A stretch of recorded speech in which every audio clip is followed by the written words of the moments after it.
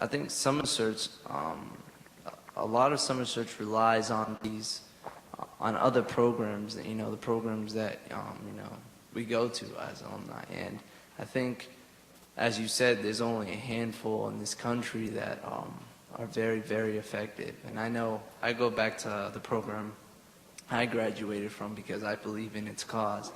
Is there a way in the future, you think, where we can have someone from Summer Search, help these, programs that are struggling so much to be in that position as the top 6? So kind of how we can help other programs be effective, and I suppose conversely how we can learn from them where we're not effective at this stage.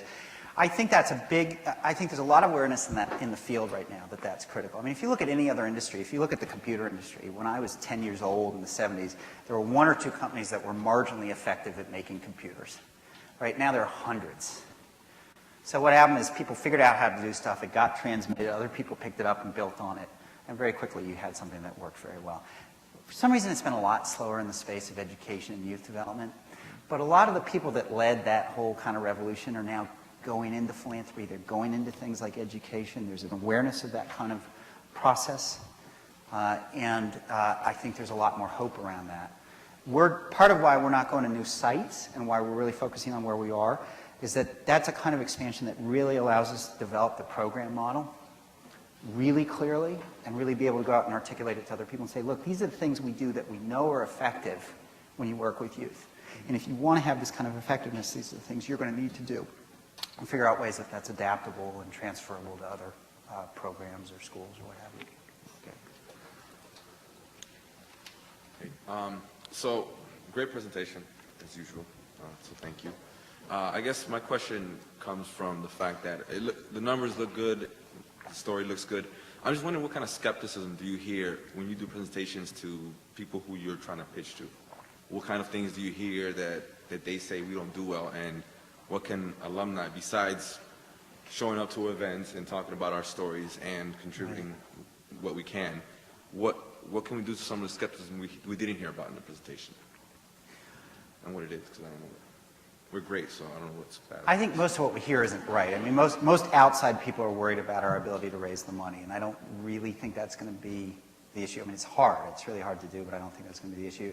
I think if we can't hire people, teach them how to mentor, what Linda was talking about last night, and if we can't have a decent level of retention, if we have a lot of turnover and people are coming and going, I think that'll be very destructive, and it'll just make it so that we can't move forward. And that's really where we're putting our resources. I mean, the extra money we're raising in the campaign, if you really look at it, it's all about people. Not that that's the only driver of good people, but it's critical. It's a critical first piece. So you kind of touched on the idea of not moving to new places and just expanding where we are, and I was just wondering if you could kind of go deeper as to why Summer Search decided to go deeper instead of broader, and are there plans to go other places eventually? It wouldn't be a Summer Search event without talking about going deeper, right? Yeah. Where's Linda? Yeah, exactly. A lot of the thinking about not going to new cities right now, we talked a lot, the metaphor we used a lot was, build a strong foundation for the house that you're eventually going to build. So be really strong in the cities you're in and really feel confident about the quality of what you're doing with kids. And again, really know how to transfer it and teach it.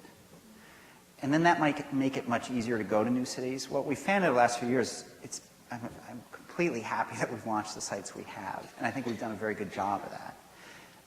It's extremely costly to the organization. It takes a lot of time, it takes a lot of money, it's very disruptive.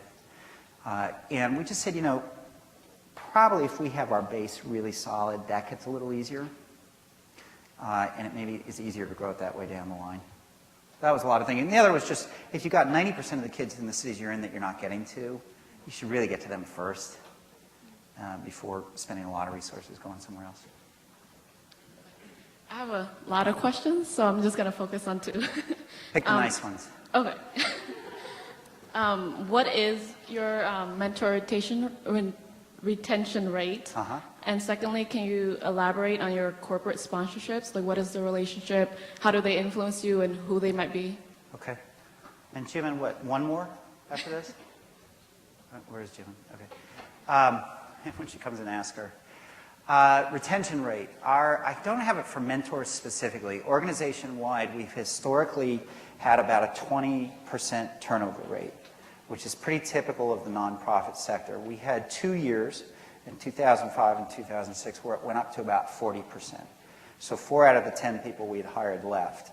That was a big concern for us. It's not uncommon in organizations that are growing as fast as we were and are, but it's not a good dynamic. We looked at it. We really thought about some things we could do in the short term that we thought would address it. It looks like this year we'll be back at about 20% turnover. We'll always have some turnover. We hire people young.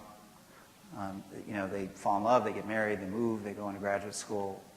You know, we're also thinking about things like, can somebody hire on and stay with a cohort of kids for 3 years, you know, their sophomore year through their senior year, and have the option to re-up? I mean, there's a lot of ways you can think about this, but it's getting better. And then corporate sponsorships. The main way we get funding from corporations is through events that we have, big gala events. We're trying now, because of the internship program and how successful that's been, and many of you have done summer internships, we think there's some opportunities to build on those relationships, have broader relationships with those companies. But it's early for us. We're not a big corporate partner at this stage.